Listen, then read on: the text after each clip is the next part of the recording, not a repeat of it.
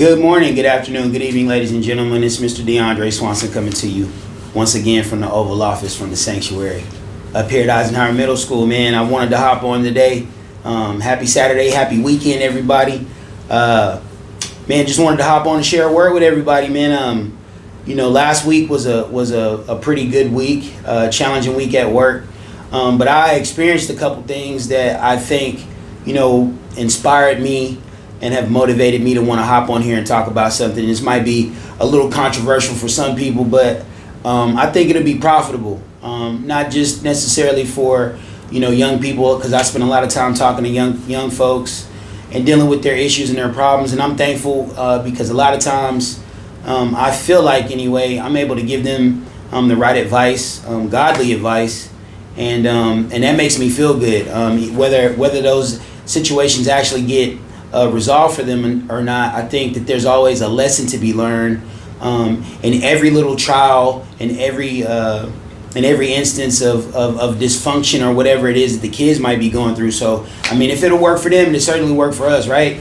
So, today the word I wanted to bring to the forefront of everybody's mind, and I struggle with picking out the exact word, but I think the understanding of the sentiment will get communicated. And that word is purity. Okay, purity.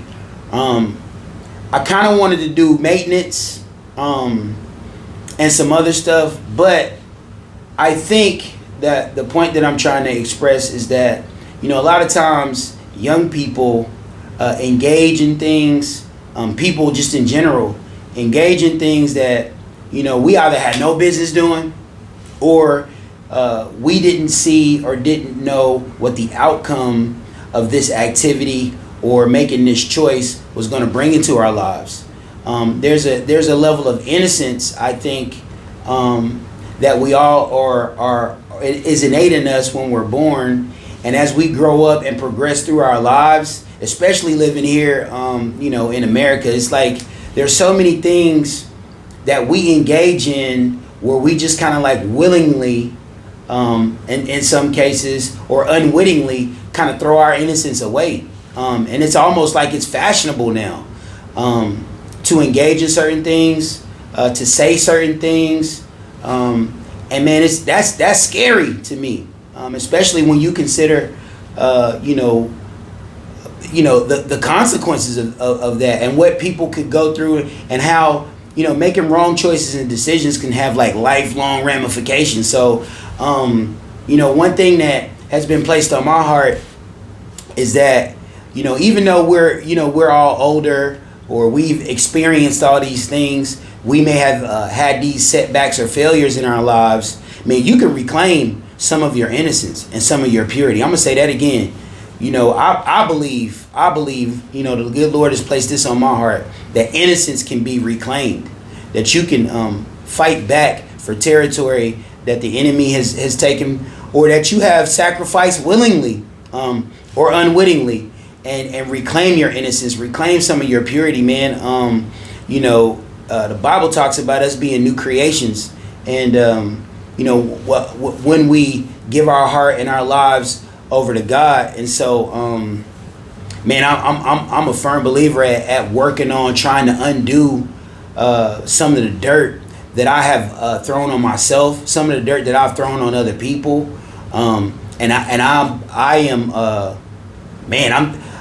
telling you, I just feel so led to talk to people, especially young people, but just everybody, man. What is it that you're doing in your life that's covering up some of the pain that you might be experiencing, some of the things that you have gone through, some of the things that that you're doing that are wrong?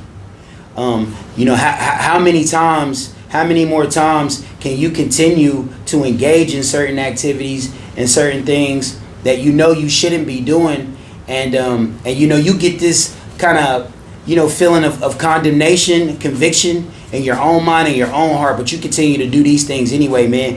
And I want to encourage people.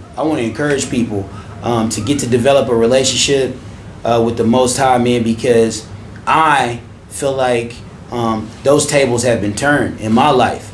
Not all of them. Some of them, there's some things that are for sure still a work in progress. But man, I want to encourage everybody, parents, spend some time talking to your kids about what your expectations are, what you will allow them to do, what you allow them to see. Be careful about the things that you put in front of them, the things that their eyes see, the things that their ears hear.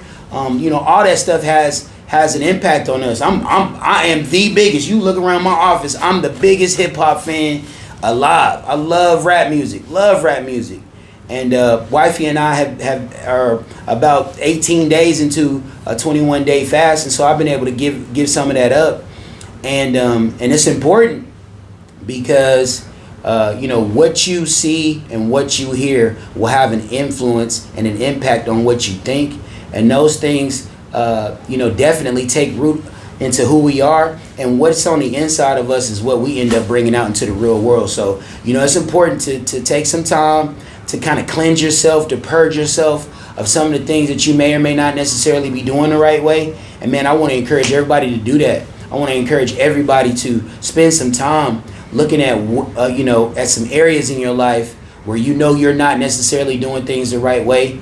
How you're influencing people, and how those influences may not necessarily be the best, man, and work on it. Work on getting better. Let God guide your heart and your mind, man, and yeah, let's regain some of our purity. Let's regain some of our innocence. I know that might sound like a crazy concept to some people, but man, it's real, man. There's some things that we've been duped, we've been tricked, all of us. And some areas in our lives where we need to fight back against some of the oppression that we have experienced, and some of the things that we've gone through, man. And I want to encourage everybody out there to fight back and regain some of your purity, some of your innocence. All right, I love y'all. We're gonna holler at you later. Peace.